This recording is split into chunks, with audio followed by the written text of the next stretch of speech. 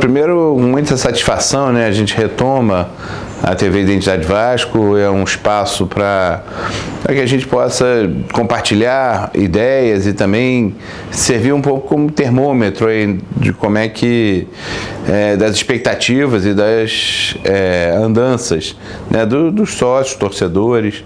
O Identidade Vasco é um grupo político do Vasco, né? A gente tem uma atuação ativa, e completou 10 anos no final do ano passado. Então, a gente faz essa retomada, né, num contexto onde, ao mesmo tempo, celebra os 10 anos, a primeira década do Identidade Vasco, e também um processo eleitoral tão importante, tão decisivo para a história do Vasco, né?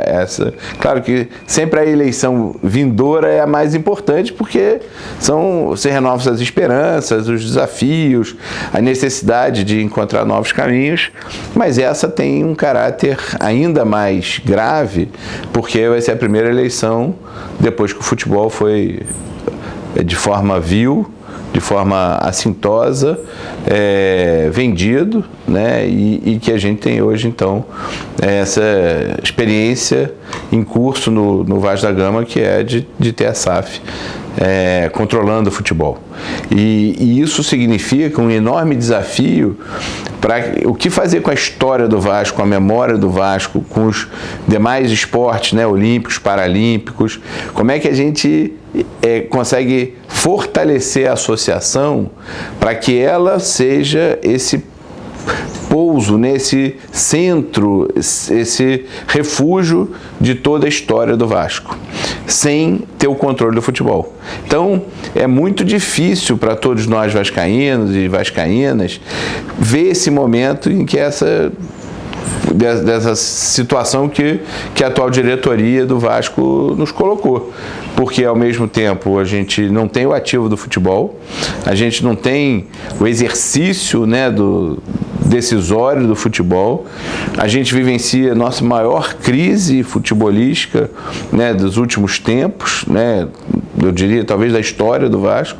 É o nosso campeonato mais mal sucedido até o momento. Chegamos quase, ainda não chegamos na metade dele, mas estamos já bem avançado. O Vasco tem tido resultados muito decepcionantes e muito preocupantes, e com a SAF, né? Então, a SAF, que foi vendida por essa diretoria como a tábua de salvação, como a única solução de um clube, né, envolto verdadeiramente em dívidas, em problemas de gestão, em brigas políticas, parecia que a solução da SAF, ou pelo menos na construção que foi feita, a solução da SAF ia resolver o problema do futebol, os torcedores, as torcedoras ficariam felizes, a gente estaria comemorando um grande plantel e um plantel vitorioso. E não é isso que está acontecendo. Ao contrário, os resultados têm sido pior do que os resultados produzidos pela associação, produzidos pelo Vasco. O resultado que a gente está vivendo hoje, em 2023, com a 777, ela segue a mesma linha, o mesmo padrão que seguiu toda a gestão Salgado, que fez o Vasco ser rebaixado, fez o Vasco não subir, que depois o Vasco subiu com muito esforço, muito sacrifício, em grande medida impulsionado pela sua torcida, porque mal direcionado, mal conduzido, com contratações equivocadas, insuficientes. Então, tudo que essa diretoria aprendeu nos 2 anos, a 777 está fazendo agora. E é muito importante que a gente consiga virar essa página. Por isso a TV Identidade Vasco vem agora de volta ao ar. Por isso que nós, do Identidade Vasco, lançamos essa candidatura, para que a gente possa produzir e oferecer uma alternativa efetivamente para o sócio e para o torcedor vascaíno. É uma candidatura que se coloca num contexto de oposição, num contexto de transição, de transformação. A SAF é uma realidade hoje, está colocada, está imposta no Vasco. Os sócios aprovaram isso, foi aprovada por um processo de votação. Mas os resultados que ela traz são resultados muito mais frustrante do que todos os sócios gostariam. Então, a próxima gestão vai precisar lidar com isso. Vai ter o desafio de como se relacionar com a SAF, de como retomar o lugar do futebol para os vascaínos e vascaínas, para os torcedores, para as torcedoras, se sentirem de volta o Vasco pertencente a si. Talvez, e aí, para essa primeira boas-vindas, né? Eu sei que cheio de notícias tristes, porque a situação do Vasco é difícil e precisa ser dita, e a gente precisa falar disso, mas um retrato talvez maior disso é o número de sócio-torcedor, que despencou, né? O Vasco fez uma demonstração gigante do seu tamanho, da sua força, da sua magnitude, da sua amplitude nacional, internacional, e foi o clube com o maior número de associados, né? 185 mil sócios torcedores em 2020, 3 anos atrás, logo ali. A torcida do Vasco deu essa demonstração de força, de carinho, de esperança, de fé. E hoje a gente perdeu 75% desse público. Ou seja, o sócio-torcedor não está desesperançado. O torcedor não está confiando de que nesse clube, nessa gestão, nessa administração que está aí. É preciso virar essa página, é preciso mudar isso. É preciso ter a volta do sócio patrimonial, do sócio, né, do associado ao Vasco, do sócio torcedor, que também tem seu lugar, também tem seu desafio, do sócio Off-Rio, né, Off-Rio Brasil, Off-Rio Mundo, do sócio Rio, que frequente as sedes, que participe da gestão, que dê opinião, que vai na torcida, vai ver o Remo, vai ver o basquete, vai ver a natação, vai ver o futebol. Então, o Vasco precisa voltar a ser gigante, o Vasco precisa voltar a ter a sua relevância, tanto no futebol como em outras modalidades. Porque, infelizmente, a venda do Vasco foi, primeiro, uma das maiores violências que eu vi em termos com o próprio Vasco, né, e no futebol. Foi uma venda sem transparência, obscuras, com informações falseadas, com uma promessa inatingível, possivelmente, ou completamente desrespeitosa ao sócio. E o sócio aceitou porque está tão desesperado e achou que esse caminho podia ser um caminho de vitórias. Então, mas desde sempre nós do Identidade Vasco fomos contra, nos posicionamos contrário a esse formato, a esse modelo, a essa proposta que foi oferecida, às escuras, às pressas, né? E a gente está vendo o resultado de que o quão importante é respeitar a história, a institucionalidade, a tradição vascaína e a paixão do Vasco. E é essa paixão do Vasco, é essa história, é essa institucionalidade que a gente precisa adicionar nos 30% que o Vasco tem hoje do futebol, para levar isso como pressão, como controle, como mecanismo de incidência em cima da 777. A realidade nossa, por escolha dos sócios, por escolha da atual gestão, foi da venda do controle do futebol. Isso tem um contrato, a gente precisa primeiro entender o que é esse contrato, ter transparência desse contrato, publicizar esse contrato, que é um compromisso primeiro nosso do Identidade Vasco, desta candidatura, e segundo, ver como que essa relação pode ser estabelecida de forma a se fiscalizar o que está sendo feito, mas também para produzir melhores resultados do futebol. Então, os exemplos que você traz, Evandro, são exemplos muito importantes, né? Quer dizer, não dá para a gente imaginar que um sujeito que era da associação participa da negociação do contrato, faz os acertos que o contrato sigiloso traz e depois vira CEO dessa nova instituição. Ou seja, na negociação do contrato, de um contrato não transparente, a que lado que ele defendeu? Que interesses que ele estava, em defesa de que interesses ele tinha ali naquele momento? Então, tem uma discussão aí moral, tem uma discussão ética, se essa migração é uma migração que deve ser reconhecida. A segunda questão é da competência. Já não foi competente antes na associação, a cuidar de São Januário, cuidar das sedes, de promover novas condições econômicas para o Vasco, melhorar o futebol, foi incompetente e segue sendo incompetente. Então, a capacidade de incompetência dele parece grande, né? Então, nesse sentido, é um outro elemento também fundamental. Antes mesmo de a gente se preocupar em qual time que ele, no seu momento privado, na sua intimidade, dentro de casa, das quatro paredes, o que ele faz ou para quem ele torce, esse descompromisso com o Vasco e essa incompetência no Vasco já deveriam ser suficientes para que ele não tivesse nesse lugar, né? E o terceiro ponto aí sim entra aquela cereja do bolo, né? Aquele complementação que é quase que um assinte, uma provocação, ou assim, ó, tá tudo muito ruim e ainda por cima eu vou botar aqui para ser CEO dessa nova empresa moderna, né, inovadora, alguém que torce para o nosso principal rival. E cadê essas pessoas? Onde é que eles estão? Quem são os sócios? Quem é que responde por isso, né? Então, eu diria que esse momento que a gente está vivendo é um momento onde quem a gente conhece, a gente reconhece a incompetência, e quem a gente não conhece, a gente tem dúvidas de quais são as suas intenções e as suas propostas.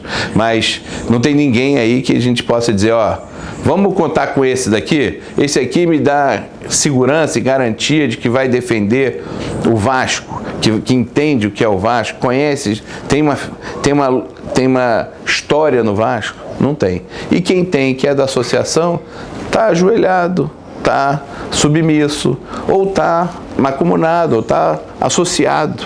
Então o Vasco perdeu a sua capacidade hoje de incidir sobre a 777. E o que eu costumo dizer, 30% de uma empresa é minoritário, quem decide são os 70%.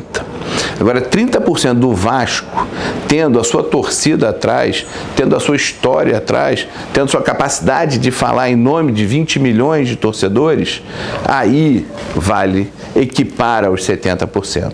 É essa relação que a gente tem que ter. A gente tem que dizer o seguinte, cara, beleza, vocês têm 70, a gente tem 30, mas a gente tem 20 milhões aqui com a gente, que estão sofrendo o que a gente sofre, estão sentindo o que a gente sente. E é em nome desses 20 milhões que a gente vai sentar na mesa. É em nome desse sentimento de angústia que esses torcedores estão passando, é que a gente vai discutir qual é o futuro do futebol. Então, nesse sentido, é quando essas relações se equivalem. E nesse momento, e por isso que eu tenho falado, assim, com sofrimento, não é sem sofrimento não, de que o cenário do Vasco é tão dramático no futebol e o nosso histórico de rebaixamentos é tão doloroso para a gente, que talvez seja o caso da diretoria atual, do Salgado, renunciarem.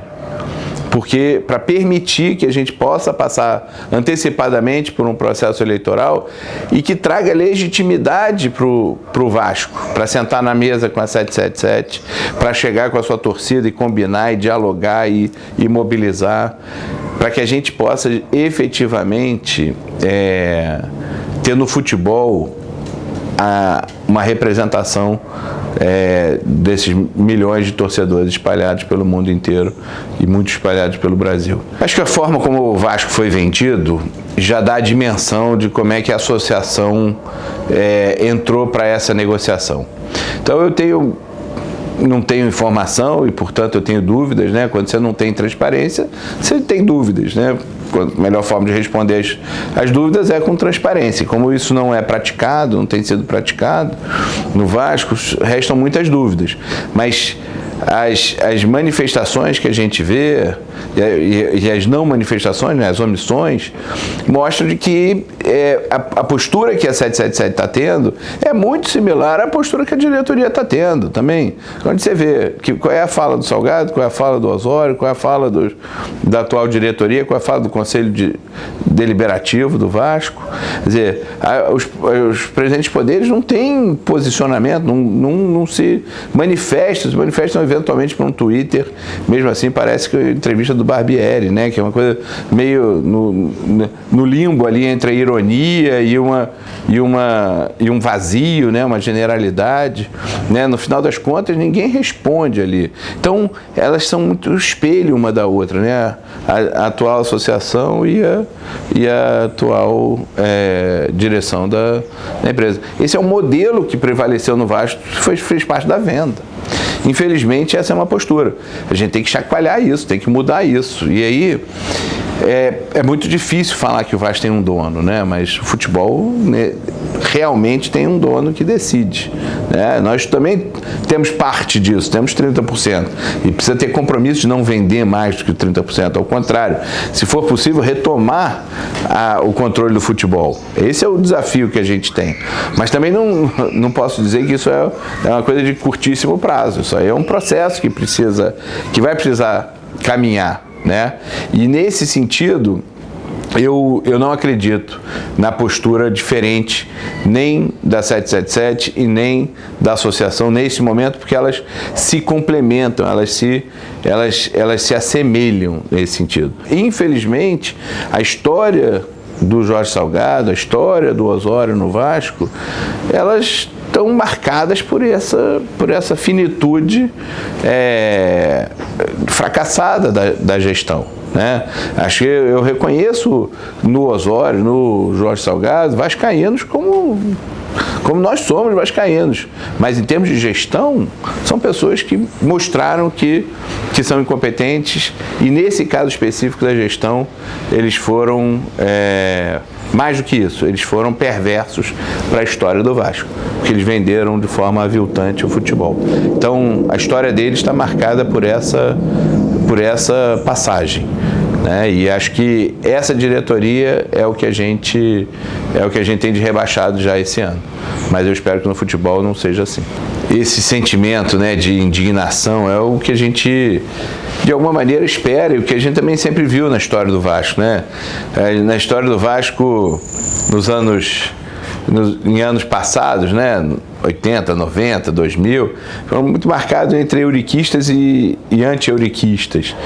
Mas uma coisa comum a todos era o reconhecer de que o Eurico ele tinha essa explosão, esse sentimento, ele não era passivo, né? Ele era uma pessoa que chacoalhava, que balançava, que tinha o sentimento da vascainidade dele era um sentimento que motivava e mobilizava as pessoas. E também tinha muita oposição, né? Tinha grupos de oposição, a própria Identidade Vasco nasce numa oposição ao Eurico e constrói, né, a sua trajetória marcada também por um antagonismo, né, eleitoral e de ideias ao Eurico, e depois também na própria transformação da política do Vasco, a gente também vai dialogando, entendendo e compreendendo melhor essas relações do passado. Mas esse sentimento talvez seja aquilo que mais era reconhecido por todos no Vasco, era de que a importância de ter a indignação. A indignação, ela move tanto para transformações que aconteceu no Camisas Negras, que aconteceu na Constituição de São Januário, que aconteceu na chegada dos migrantes, no preconceito que os migrantes viviam, que os trabalhadores populares viviam. Essa indignação faz o mundo se transformar. E essa mesma indignação faz também o futebol se transformar.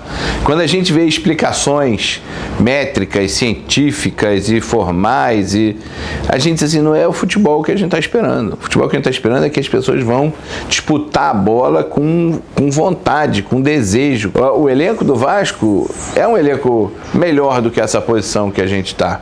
Ainda que mal contratado, ainda que contratado de forma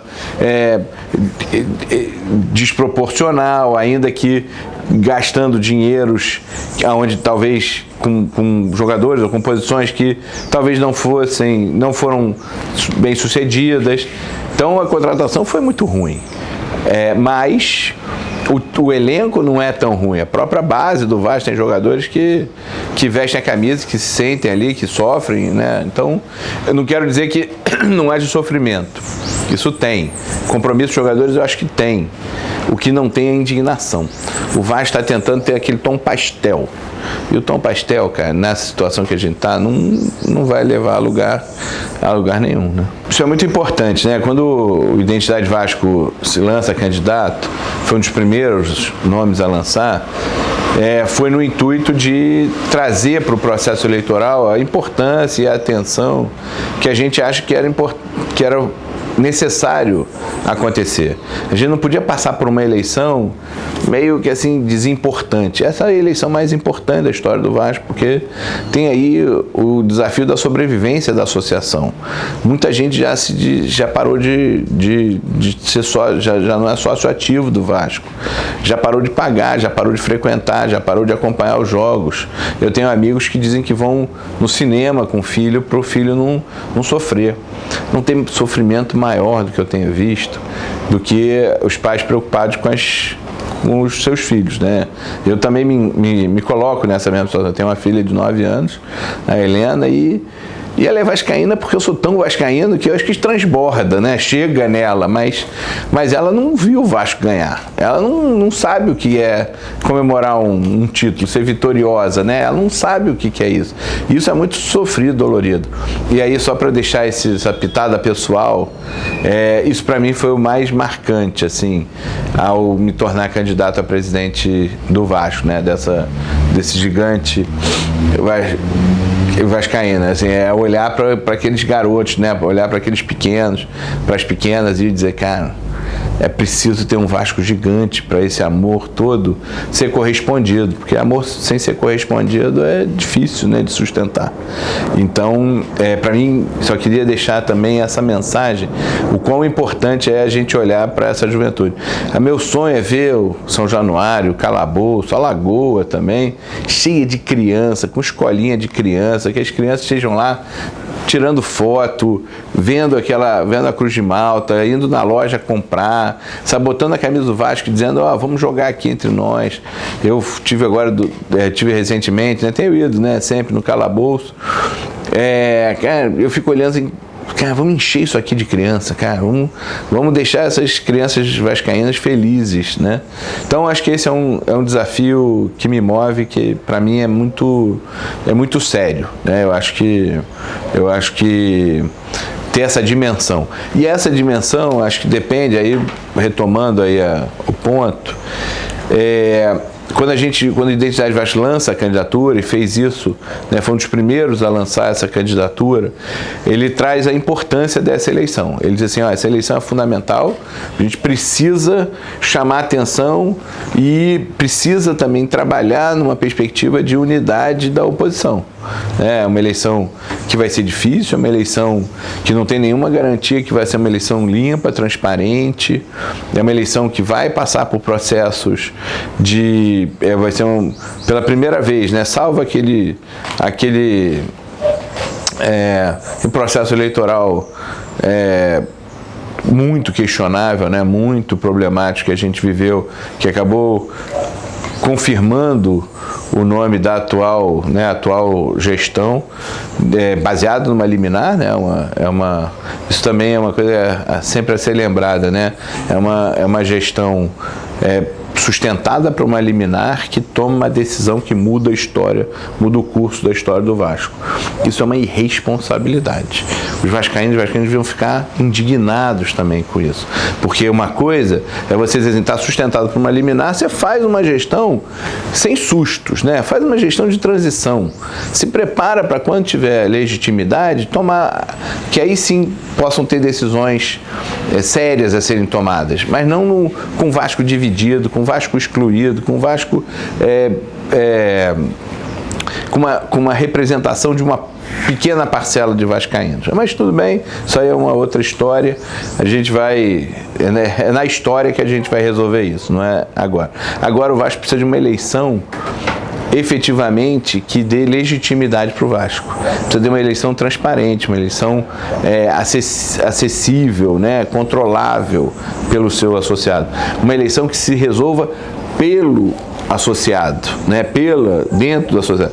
E para isso é muito importante que o presidente da Assembleia se posicione, bote a cara, diga como é que é o processo, dê transparência nas listas, dialogue com os sócios remidos, com o benfeitor remido, com os sócios campeões que estão sendo tratados de forma também desrespeitosa, de forma discriminada, que dê acesso ao associado, saber qual é a sua situação, não faça uma transição, uma migração de dados na véspera do processo eleitoral, startar de forma oficial, levantando um monte de suspeitas, um monte de questionamentos. Para que ele vai fazer isso agora? Por que o Vasco vai fazer isso agora? Para tornar um processo eleitoral questionável, né? Eu diria que a candidatura de Identidade Vasco, ela serve a dois propósitos fundamentalmente, né? Três propósitos. Primeiro é de escancarar a necessidade de discutir o processo eleitoral. Um segundo sentido é poder dizer, ó, a Identidade Vasco tem o que dizer, tem contribuições, quer apresentar uma candidatura propositiva, dialogal, também questionar muitas vezes uma postura que se tem contra a Identidade Vasco de forma desconhecida. Não conhece a Identidade Vasco, não conhece Roberto Monteiro, já não gosta, já briga, já questiona. Então, convidar também as pessoas a olharem e conhecerem a Identidade Vasco sobre outros ângulos, outros diálogos, outras possibilidades. A Identidade Vasco é um grupo muito sério, um grupo ativo, um grupo regular de atuação. Então, a gente tem orgulho, né, dessa nossa história. E o terceiro propósito é construir uma unidade do campo de oposição. Hoje temos 4 candidaturas colocadas, né, formalmente colocadas. Temos diálogos, temos vivido os diálogos com ela, 4 candidaturas além da minha, né, além do Identidade Vasco. Então, com essas outras 4 candidaturas, a gente tem procurado manter uma relação positiva, dialogal, a preocupação com as listas, a preocupação com o controle do processo virtual, a preocupação com os procedimentos, precisam ser vistas conjuntamente. E aí, especialmente, né, com o Léo Rodrigues, com o Euriquinho, mesmo com o Eduardo Cassiano, né, com muitas vezes com diferenças, mas a gente está nessas agendas, tem uma agenda comum, né? A gente tentou também chamar o Marcelo Borges, né? Mas que tem trazido também uma posição um pouco diferente, assim, mais autônoma, mas somos parte de um campo de oposição que precisa estar unido para derrotar a atual gestão, precisa estar unido com base em propostas, com base em compromissos, não apenas nos nomes, né? Eu posso ser muito amigo do Léo, posso ser amigo do Euriquinho, mas a relação precisa se dar a partir de programas, a partir de compromissos. Compromisso de não vender mais o futebol, compromisso de não negociar São Januário, Lagoa, Calabouço, compromisso de tornar o Vasco transparente, de abrir o contrato. É preciso que esses compromissos sejam aceitos e acordados para que a gente possa, então, caminhar junto, que é o desejo de todos nós, né, do Identidade Vasco. A história do Vasco é uma história, claro, que é muito marcada no futebol, né? O futebol é a grande vitrine, né, o grande eixo, né, de atuação do Vasco, mas o Vasco nasce, né, do Remo, então o Remo tem a nossa origem, a nossa história, a própria discussão, né, do enfrentamento do preconceito racial vem também, né, tem origem no Remo. Então acho que a gente tem que respeitar e valorizar muito outros esportes também. E também numa história mais recente, né, o Vasco foi um dos primeiros clubes com equipe paralímpicas, né? O Vasco teve grandes times, né, de basquete, natação. Eu me lembro da minha infância de ir a São Januário ver equipe de nado sincronizado.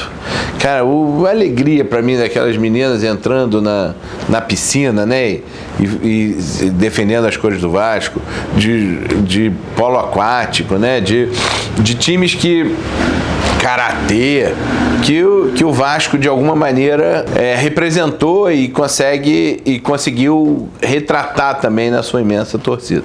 Então, nesse processo de SAF, nessa venda do futebol, isso fica ainda mais destacado, a necessidade e o desafio da associação de conseguir construir essa diversidade das modalidades esportivas, né? Conseguir fortalecer um projeto olímpico e paralímpico, fortalecer o uso dos espaços do Vasco com essas modalidades. Isso é uma forma de se aproximar do torcedor, isso é uma forma de trazer crianças e adolescentes, né, para competir, isso é uma forma de preencher as sedes, isso é uma forma de espalhar o Vasco pelo Brasil, né, nessa representação do Vasco.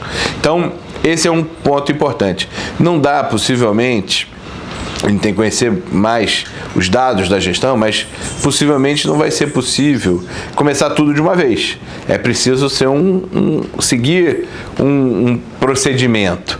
E nesse sentido, vamos ter que discutir, vamos ter que entender quais são os esportes, por onde a gente começa, por onde a gente faz, por onde a gente constrói, para que esses esportes tenham lugar no Vasco, para que essas modalidades sejam respeitadas e reconhecidas no Vasco, para que a gente tenha crianças, né, meninos, meninas, pessoas que se dediquem a isso, se empolguem com isso e possam olhar o Vasco também através desses esportes. Então, nesse sentido, eu diria que é uma das prioridades, mas ela precisa ser feita de forma escalonada, o futebol não pode perder importância, o que tem que ganhar importância são os demais esportes, é isso que a gente tem que fazer. Olha, realmente a gente está vivendo uma situação onde a eleição é fundamental, e é uma eleição que precisa arejar o Vasco, precisa ter criatividade, precisa ter novidade, precisa ter formas de gestão diferenciada.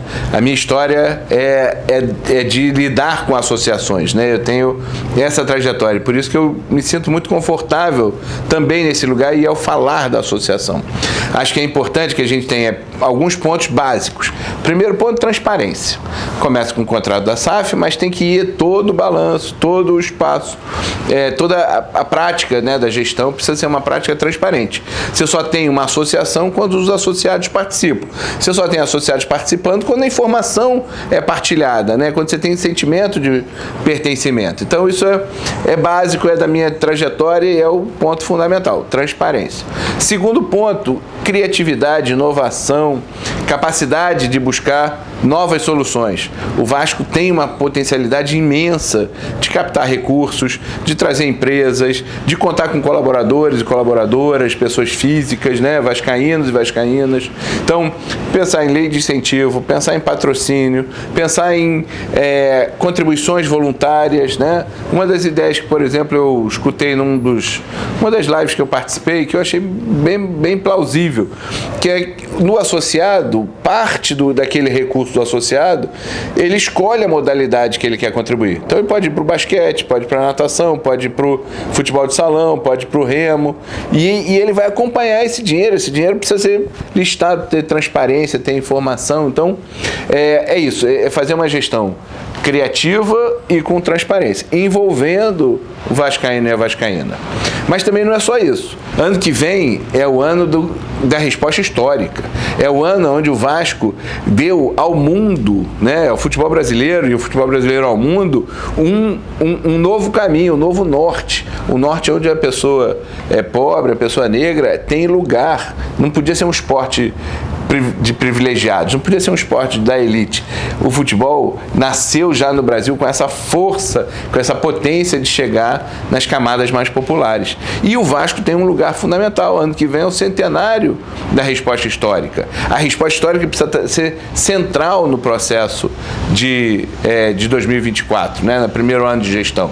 Depois, mais para frente, tem a pedra fundamental de São Januário. São Januário não vai ser na próxima gestão, que se comemora o centenário de São Januário, mas na próxima gestão se comemora o centenário da pedra fundamental. São Januário é nossa casa, é o lugar onde a gente tem nossa identidade, é preciso cuidar dele, é preciso proteger e promover São Januário. Não com respostas milagrosas de vamos ampliar aqui, vamos fazer uma outra coisa ali, não. São Januário primeiro precisa ser cuidado, precisa ser arrumado, o entorno de São Januário precisa ser arrumado. A gente está vivendo uma interdição de São Januário absurda, muitas vezes com base preconceituosa também do sistema de justiça, e isso precisa ser tratado como gestão da associação. A associação tem que olhar para a Barreira, para Tuiuti, olhar para o CT na Cidade de Deus e dizer assim, ó, essas comunidades são parte da história do Vasco e precisam ser integradas e precisam ser apoiadas e harmonizadas próximo com o Vasco. Então tem muitas coisas que a gente precisa fazer, os esportes paralímpicos, esportes olímpicos, né? A incidência no futebol é fundamental, processos de sócio off-Rio, né? De como é que a gente se aproxima deles, fortalece eles, enfim. Então vai ser um ano de muitas ideias, de muito suor para colocar as ideias em prática, mas também de muito reconhecimento, de muito acolhimento, de muita responsabilidade e, sobretudo, de vascainidade. Isso não vai faltar. Isso daqui a gente tem, é o compromisso de identidade Vasco, é o compromisso de quem está apostando de que tempos melhores virão e que a gente ainda vai celebrar muito toda essa história do Vasco e o presente do Vasco. O Vasco não vive do passado, mas o passado faz parte do presente e é para isso que a gente está construindo uma gestão democrática, transparente, inclusiva e respeitosa com o sócio, com o torcedor. Eu tenho certeza que vamos ter muito orgulho ainda do Vasco, tanto do futebol quanto da associação. Agora é um caminho árduo, mas que vale muito a pena. Vamos seguir juntos. E dessa forma eu convido aí a todos e todas, vascaínas, vascaínos, né, a acompanhar a TV Identidade Vasco, assistir os próximos programas, acompanhar as redes sociais que a gente tem mantido, né, uma forma de dialogar e, sobretudo, seguir com esperança, seguir aí firme para que a gente traga o nosso Vasco do tamanho que ele é, de um tamanho gigante, de um tamanho onde todos nós possamos fazer parte dele e fazê-lo também vitorioso. Então, siga aí, TV Identidade Vasco, siga as redes sociais da Identidade Vasco. Saudações vascaínas.